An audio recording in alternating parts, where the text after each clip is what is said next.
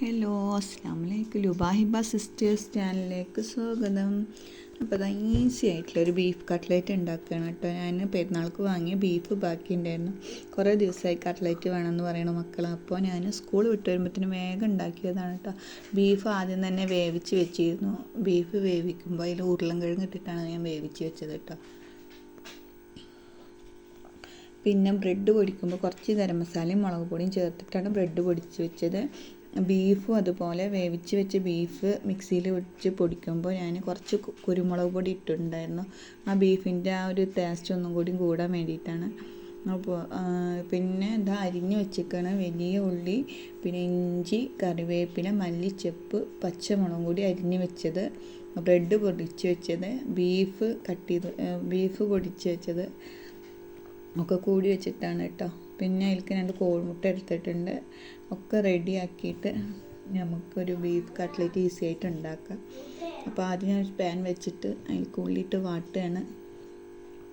അത് ഉള്ളി പെട്ടെന്ന് വയന്ന് കിട്ടാൻ വേണ്ടിയിട്ടാണ് ഉപ്പിടുന്നത് കേട്ടോ. ഉപ്പിട്ടിട്ടുണ്ടെങ്കിൽ വേഗം ഉള്ളി തളർന്ന് കിട്ടും, വാടി കിട്ടും. അപ്പോൾ ഉള്ളി നന്നായി വയന്നതിന് ശേഷം അതിലേക്ക് നമുക്ക് പച്ചമുളക്, കറിവേപ്പില, മല്ലിച്ചപ്പ്, ഇഞ്ചിയും കൂടി ഇട്ടിട്ട് അതിൻ്റെ ആ ഒരു പച്ച സ്മെല്ല് പോണ വരെ ഒന്ന് വഴറ്റിയെടുക്കുക.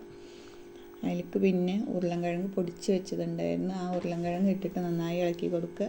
അതിന് ശേഷം ബീഫ് ഇട്ടിട്ട് ഇളക്കി കൊടുത്തതിന് ശേഷം നമുക്ക് കുറച്ചും കൂടി മഞ്ഞൾപ്പൊടി, മുളക് പൊടി, മല്ലിപ്പൊടി, ഗരം മസാലപ്പൊടിയും കൂടി ഇട്ടിട്ട് നന്നായിട്ട് കുറച്ച് നേരം ആ പച്ചപ്പ് വിടണ പോലെ ജസ്റ്റ് ഒന്ന് വാട്ടി കൊടുത്ത് സെറ്റാക്കി വെക്കാം. അപ്പോൾ ഇതുപോലെ ആയിട്ട് നല്ല ഒരു മസാലയായിട്ട് കിട്ടും. പിന്നെ നമുക്ക് ഇഷ്ടമുള്ള ഷേപ്പിൽ ഉരുട്ടിയെടുക്കാം കേട്ടോ. റൗണ്ട് വേണമെങ്കിൽ അങ്ങനെ, സ്ക്വയർ വേണമെങ്കിൽ അങ്ങനെ. ഞാൻ രണ്ടിലും കുറേശ്ശെ കാണിച്ച് തരാൻ വേണ്ടിയിട്ട് രണ്ടിലും കുറേശ്ശെ ആയിട്ട് ഞങ്ങൾ ഷേപ്പാക്കി വെച്ചിട്ടുണ്ട്. എന്നിട്ട് അത് കോഴിമുട്ടയിൽ മുക്കിയിട്ട് പിന്നെ ബ്രെഡിൽ മുക്കുക. എന്നിട്ട് നേരെ ഫ്രൈ ചെയ്തെടുക്കാം. അപ്പോൾ ഞാൻ റൗണ്ടിലും സ്ക്വയറിലും ആക്കിയിട്ട് ഷേപ്പാക്കി വെച്ച കട്ട്ലേറ്റാണിത്. ഇനി അത് നമുക്കൊരു പാൻ വെച്ചിട്ട് വെണ്ണ ചൂടാക്കിയ നല്ല ചൂടായതിന് ശേഷം അതിലേക്ക് ഇട്ട് കൊടുക്കുക. ഇതുപോലെ എൻ്റെ കുറച്ച് വലിയ പാനായതുകൊണ്ട് ഞാൻ ഒരുപാട് ഇട്ട് വെച്ചിരുന്നു കേട്ടോ. അപ്പോൾ ഇങ്ങനെ ഇട്ട് കൊടുത്ത് മറിച്ചിടാം. നല്ല ടേസ്റ്റി കട്ട്ലേറ്റ് ആയിരുന്നു. അപ്പോൾ ഇത് ഇഷ്ടമായ എല്ലാവരും ലൈക്ക് ചെയ്യുക, ഷെയർ ചെയ്യുക, സബ്സ്ക്രൈബ് ചെയ്യുക, സപ്പോർട്ട് ചെയ്യുക. ഓക്കെ, അസ്സലാമു അലൈക്കും.